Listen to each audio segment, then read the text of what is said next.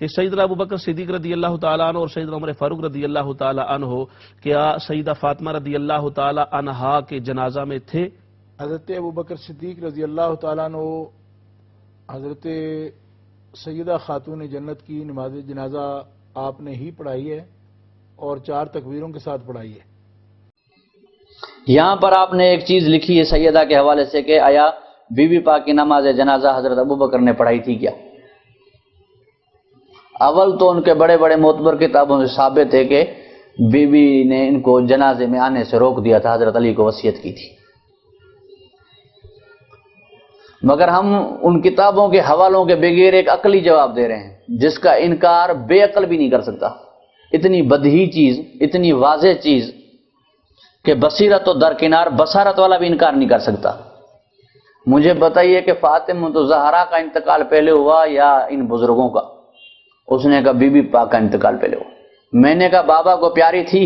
کہا بہت پیاری تھی۔ بابا نے فرمایا جس نے اس کو ناراض کیا اس نے مجھے ناراض کیا، جس نے اس کو راضی رکھا اس نے مجھے راضی رکھا۔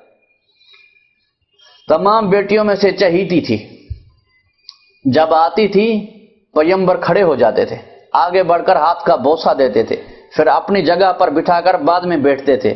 میں نے کہا پھر بھی تمہیں فرق معلوم نہیں ہوا؟ صحابہ وہ جو پہلو میں بیٹھے، فاطمہ وہ جس کے پہلو میں رسول خود بیٹھے۔ اس طرح کسی کا احترام کیا؟ کہا نہیں۔ میں نے کہا اس سے بھی پیار تھا بابا سے؟ کہا جب بابا ایسا ہو تو کیسے پیار نہیں ہوگا؟ بابا کے اوپر تکلیف برداشت نہیں کر سکتی تھی۔ اس طرح خیال رکھتی تھی فاطمہ اپنے بابا کا جس طرح ماں رکھتی ہے اپنے بیٹے کا۔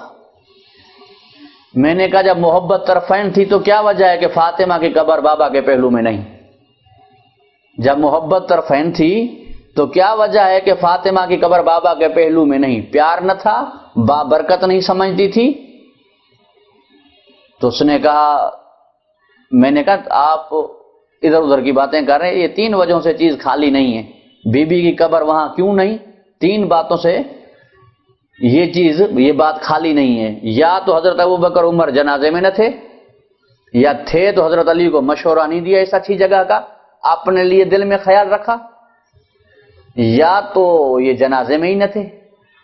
آپ کیا کہتے ہیں، جنازے میں نہ تھے یا تھے تو علی کو مشورہ نہیں دیا، یا انہوں نے مشورہ دیا حضرت علی نے ان کے مشورے کو مانا نہیں؟ حضرت علی نے مشورہ دیا، انہوں نے مشورہ مانا نہیں۔ حضرت علی علیہ السلام کو مشورہ دیا اور حضرت علی نے ان کے مشورے کو مانا نہیں۔ جب مشورے کو نہیں مانا تو پھر انہیں کہاں سے مانا؟ یا یہ جنازے میں نہ تھے، یا تھے تو حضرت علی کو مشورہ ایسا اچھی چیز کا نہیں دیا۔ مولا نے کہا آپ شیعہ ہیں؟ میں نے کہا الحمدللہ۔ کہا آپ سے بات کرنا جائز نہیں، آپ کافر ہیں۔ میں نے کہا کافر سے بات کرنا جائز نہ ہو تو پھر رسول خدا ان سے کلمہ کیسے پڑھوائے؟ خیال کر کے فتح۔ بسم اللہ الرحمن الرحیم۔ بعض غیر ذمہ دار راویوں نے یہ خلاف واقعہ بات کہ جناب فاطمہ سلام اللہ علیہا کی نماز جنازہ حضرت ابو بکر نے پڑھائی بیان کی ہے۔ اس سلسلے میں ہم وضاحت کے لیے آپ کو زحمت دے رہے ہیں۔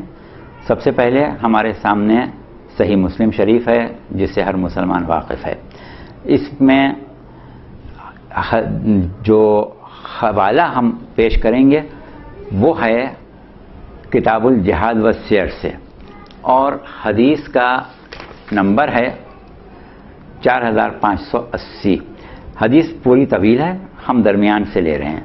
اس بات کی وضاحت ہم ساتھ میں کر دیں کہ اس میں شرح نووی شامل ہے، اور اس حدیث کا جہاں سے حوالہ ہم پیش کر رہے ہیں وہ جناب سیدہ کے بارے میں لکھتے ہیں کہ وہ رسول کے بعد صرف 6 مہینے زندہ رہیں، پھر اس کے بعد تفصیل انہوں نے بیان کی ہے مختلف روایات کی، اور پھر کہتے ہیں کہ آخرکار صورت یہ کہ ان کی وفات ماہ رمضان میں ہوئی، اور ان کے خاوند حضرت علی ابن ابی طالب نے ان کو رات کو دفن کیا اور حضرت ابو بکر کو خبر نہ کی۔ اب یہ جملہ اس بات کی دلیل ہے کہ ان کے انتقال کی خبر حضرت ابو بکر کو نہیں پہنچی تھی، لہٰذا نماز جنازہ پڑھانے کا بھی سوال پیدا نہیں ہوتا۔ اس سلسلے میں ایک تحقیقی اصلاحی اور علمی مقالہ ہے جس کی 6 جلد اور تالیف محدث العصر حافظ زبیر علی زئی کی ہے، اور یہ کتاب جو ہے انٹرنیشنل جامعہ نگر نئی دہلی سے شائع ہوئی ہے۔ یہ صفحہ نمبر ہے 306۔ اس میں یہ لکھتے ہیں کہ سیدنا ابو بکر کا جناب سیدہ کی نماز جنازہ پڑھانا، اور پھر یہ ایک روایت بیان کرتے ہیں حضرت ابن عباس سے کہ نبی کریم کے پاس ایک جنازہ لایا گیا، آپ نے اس کی نماز جنازہ پڑھائی اور اس پر 4 تکبیریں پڑھیں، اور انہوں نے بتایا کہ فرشتوں نے حضرت آدم پر 4 تکبیریں پڑھی تھیں اور حضرت ابو بکر نے حضرت فاطمہ پر 4 تکبیریں پڑھیں۔ اب اس روایت کے بارے میں بعد میں یہ لکھتے ہیں کہ یہ راوی یعنی محمد ابن زیاد بہت بڑا کذاب ہے، جیسا کہ سابقہ فقرے میں بیان کیا گیا ہے، اور یہ روایت بہرحال موضوع ہے۔ اس کے بعد ایک دوسرا حوالہ،